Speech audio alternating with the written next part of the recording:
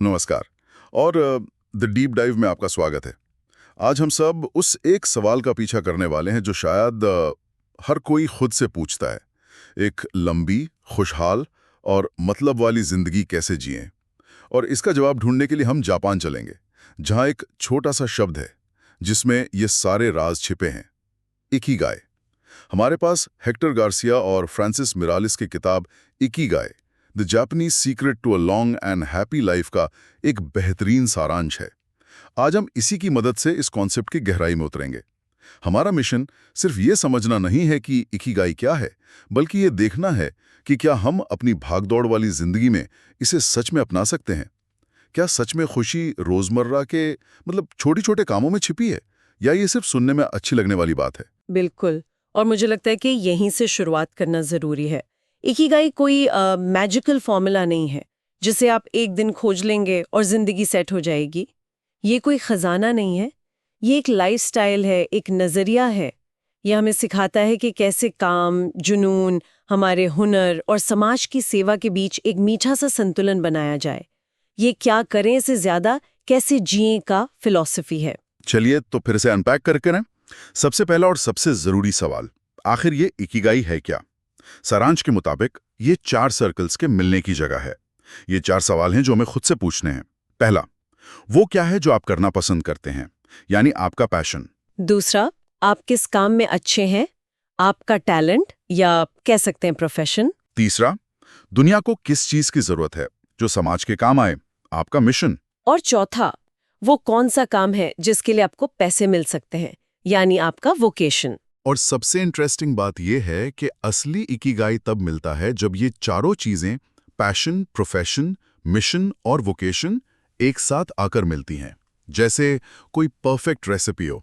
मुझे लगता है कि हम में से ज्यादातर लोग सिर्फ 2 या 3 सर्कल्स में ही जी रहे होते हैं, और शायद वही खालीपन की वजह है। आपने बिल्कुल सही नस पकड़ी है। यही इस फ्रेमवर्क की खूबसूरती है। इसे थोड़ा तोड़कर देखते हैं। मान लीजिए आप कुछ ऐसा करते हैं जो आपको पसंद भी है और आप उसमें अच्छे भी हैं। ये हुआ पैशन और प्रोफेशन। हाँ। आपको सेटिस्फैक्शन तो मिलेगा, पर शायद जेब खाली रहेगी और दुनिया से कटा हुआ महसूस करेंगे। यहाँ एक खालीपन है। अच्छा। अब दूसरा सिनारियो देखते हैं। आप कोई ऐसा काम कर रहे हैं जिसकी दुनिया को जरूरत है और आपको उसके पैसे भी मिल रहे हैं। ये हुआ मिशन और वोकेशन। आप शायद फाइनेंशियली सिक्योर महसूस करें और आपको लगेगा कि आप समाज में योगदान दे रहे हैं। लेकिन अगर आपको वो काम पसंद ही नहीं है तो हर सुबह उठना एक बोझ जैसा लगेगा। अंदर से वो उत्साह, वो जिंग गायब होगा। इकिगाई इन चारों का वो स्वीट स्पॉट है जहां काम काम नहीं लगता, जिंदगी का हिस्सा बन जाता है। It's not just a job, it's the very reason you wake up in the morning. ये वाकई एक पावरफुल फ्रेमवर्क है, लेकिन थियोरी में तो ये बहुत अच्छा लगता है। सवाल यह है कि क्या दुनिया में कोई सच में ऐसे जीता है? यहीं पर सारांश में जापान के ओकिनावा द्वीप का जिक्र आता है। ये दुनिया के उन ब्लू जोन्स में से एक है जहां लोग 100 साल से ज्यादा जीते हैं, और वो भी खुशी खुशी। उनके जीवन के कुछ सिद्धांत बड़े सरल हैं। जल्दबाजी मत करो, रोज थोड़ा थोड़ा सुधार करो और प्रोग्रेस का आनंद लो। और ये सिद्धांत सुनने में जितने सरल हैं, असल जिंदगी में उतने ही गहरे हैं। जल्दबाजी न करना को ही ले लीजिए। हमारी आज की दुनिया तो स्पीड पर चलती है। Instant noodles, fast fashion, quick results. इस जल्दबाजी का नतीजा है तनाव, एंजाइटी और बर्नआउट। सही बात है। ओकिनावा के लोग हमें सिखाते हैं कि शांति से, फ्लो में काम करना ज्यादा प्रोडक्टिव है। जब आप हड़बड़ी में नहीं होते तो आप अपने काम का आनंद ले पाते हैं और गलतियां भी कम करते हैं। हाँ। आप प्रेजेंट मोमेंट में होते हैं। और दूसरा सिद्धांत, रोज थोड़ा थोड़ा सुधार करो, ये तो हमारी हसल कल्चर की सोच के बिल्कुल उल्टा है। हाँ, हमें तो हमेशा सिखाया जाता है कि think big, disrupt the industry, एक रात में कुछ बड़ा कर दो। लेकिन ये आइडिया तो थिंक स्मॉल बट कंसिस्टेंटली की बात कर रहा है। एग्जैक्टली। इसे जापानी में काइजन कहते हैं। ये हमें बड़ी सफलताओं के भारी भरकम दबाव से आजाद करता है। जब लक्ष्य बहुत बड़ा होता है तो अक्सर हम शुरू ही नहीं कर पाते। लेकिन अगर लक्ष्य हो कि आज बस 1% बेहतर करना है तो डुएबल लगता है। हाँ, रोज एक छोटा कदम उठाना, एक दिन एक बड़ी छलांग लगाने की कोशिश करने से कहीं ज्यादा असरदार होता है। ये दिखाता है कि यात्रा भी मंजिल जितनी ही जरूरी है और छोटी छोटी जीतें हमें मोटिवेट करती रहती हैं। एक मिनट, सारांश से एक और बड़ी आकर्षक बात सामने आती है, कभी रिटायर मत हो। ये सुनकर तो मेरे जैसे इंसान को ही टेंशन हो गई। हाँ, ये सुनने में थोड़ा डरावना लगता है। क्या इसका मतलब यह है कि आराम करने का कोई कॉन्सेप्ट ही नहीं है, जिंदगी भर बस काम काम और काम? ये तो इकिगाई के स्लो डाउन वाले आइडिया के खिलाफ नहीं जाता? ये एक बहुत जरूरी सवाल है, क्योंकि काम शब्द को लेकर हमारी समझ बहुत सीमित है। यहाँ कभी रिटायर मत हो का मतलब नौकरी से चिपके रहना नहीं है, अच्छा, बल्कि उद्देश्य से जुड़े रहना है। इसका मतलब है कि खुद को हमेशा किसी न किसी काम में व्यस्त रखना जो आपको मीनिंगफुल लगे, चाहे आपकी उम्र कुछ भी हो। जब हम रिटायर होते हैं और अचानक हमारे पास करने को कुछ नहीं होता, तो हमारा दिमाग और शरीर दोनों तेजी से ढलने लगते हैं। ओकिनावा में 100 साल के लोग आज भी अपने बगीचे में काम करते हैं, या बच्चों को ट्रेडिशनल म्यूजिक सिखाते हैं, या समुदाय के लिए कुछ बुनते हैं। ये उनकी नौकरी नहीं है, ये उनका इकिगाई है। तो ये उन्हें सुबह बिस्तर से उठने का एक कारण देता है। बिल्कुल। तो ये हसल कल्चर के बारे में नहीं है, ये पर्पसफुल एंगेजमेंट के बारे में है। तो एक उद्देश्य का होना हमें मेंटली और फिजिकली एक्टिव रखता है, और मुझे लगता है जब हमारा मन किसी उद्देश्य में लगा होता है तो वो अपने आप शांत हो जाता है। सारांश में शांत मन रखने और छोटे छोटे पलों में खुशी ढूंढने की बात भी कही गई है। ये सभी चीजें एक दूसरे से इतनी खूबसूरती से जुड़ी हुई हैं, इसे फ्लो स्टेट कहते हैं। जब आप किसी काम में इतने डूब जाते हैं कि आपको समय का पता ही नहीं चलता। हाँ बिल्कुल, तो आपका मन अपने आप शांत और केंद्रित हो जाता है। आप फालतू की चिंताओं से दूर हो जाते हैं, और जब मन शांत होता है तभी आप अपने आसपास की छोटी छोटी खुशियों को नोटिस कर पाते हैं, जैसे सुबह की चाय का स्वाद, किसी फूल का रंग, या किसी बच्चे की हंसी। तो मतलब एक पर्पसफुल काम आपको फ्लो में ले जाता है। हाँ, फ्लो आपको शांत मन देता है, और शांत मन आपको रोजमर्रा की खुशियों का आनंद लेने देता है। ये एक बहुत ही सुंदर साइकिल है। बिल्कुल एक साइकिल है। वाकई ये एक साइकिल ही है जहां हर चीज दूसरी को सपोर्ट करती है। और जब हम मन को शांत रखने और फ्लो में रहने की बात करते हैं, तो शरीर का भी इसमें बड़ा रोल होता है। अक्सर हमारा खानपान ही हमारी मानसिक स्थिति तय करता है।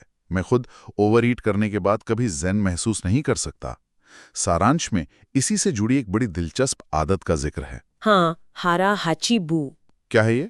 ये ओकिनावा का एक सदियों पुराना नियम है, जिसका मतलब है सिर्फ 80% पेट भरने तक खाओ। सुनने में तो ये बड़ा आसान लगता है, पर करने में उतना ही मुश्किल होगा।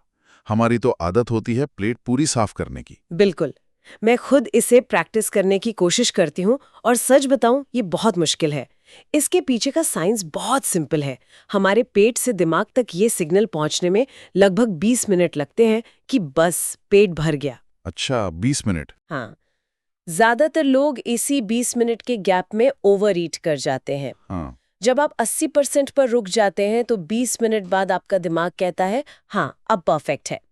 ये सिर्फ कम खाना नहीं है, ये अपने शरीर के संकेतों को सुनना और उनका सम्मान करना है। इससे आपके डाइजेस्टिव सिस्टम पर कम बोझ पड़ता है, शरीर में एनर्जी बनी रहती है, और उम्र से जुड़ी बीमारियां दूर रहती हैं। अपने शरीर के संकेतों को सुनना, ये एक ऐसी कला है जो हम आज की तेज जिंदगी में लगभग भूल ही चुके हैं। तो हमने मन, उद्देश्य और शरीर की बात की, लेकिन एक और पिलर है जो ओकिनावा के लोगों की लंबी और खुशहाल जिंदगी का राज है, और वो है समुदाय और दोस्ती। ये शायद सबसे जरूरी पिलर है। आज के समय में अकेलापन एक महामारी की तरह फैल रहा है।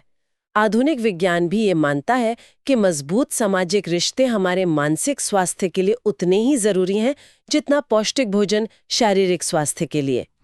जब हम अकेले होते हैं तो हमारे शरीर में स्ट्रेस हार्मोन कॉर्टिसोल बढ़ता है, लेकिन जब हम दोस्तों और परिवार के साथ होते हैं, हंसते हैं, अपनी परेशानियां शेयर करते हैं, तो ऑक्सीटोसिन जैसा हैप्पी हार्मोन रिलीज होता है। वाह, ओकिनावा में मुआई का कॉन्सेप्ट तो कमाल है। मतलब बचपन से ही आपका एक सपोर्ट सिस्टम तैयार हो जाता है जो पूरी जिंदगी साथ रहता है, इमोशनल भी और जरूरत पड़ने पर फाइनेंशियल भी।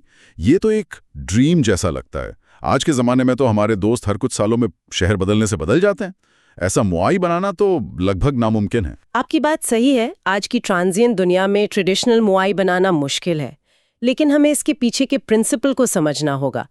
मुआई का असली मतलब है एक ऐसा भरोसेमंद दायरा जहां आप बिना किसी जजमेंट के खुद को एक्सप्रेस कर सकें। अच्छा, खाता है कि असली खुशी और संतुष्टि किसी एक बड़े अचीवमेंट में नहीं, बल्कि बल्कि उन चीजों को रोज करने में है जिन्हें हम प्यार करते हैं, जिनमें हम अच्छे हैं, जिनकी दुनिया को जरूरत है और जो हमें फाइनेंशियली सपोर्ट कर सके। बिल्कुल, ये सिर्फ काम के बारे में नहीं है, बल्कि काम, रिश्ते, स्वास्थ्य और मन के बीच एक खूबसूरत बैलेंस बनाने के बारे में है।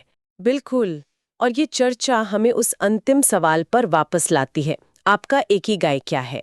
अक्सर हम इस सवाल को एक बहुत बड़े लाइफ चेंजिंग जवाब की तलाश में देखते हैं। हमें लगता है कि हमारा इकिगाई कुछ महान होना चाहिए, जैसे दुनिया को बदलना या कोई बड़ी खोज करना, और इस दबाव में हम कभी शुरुआत ही नहीं कर पाते।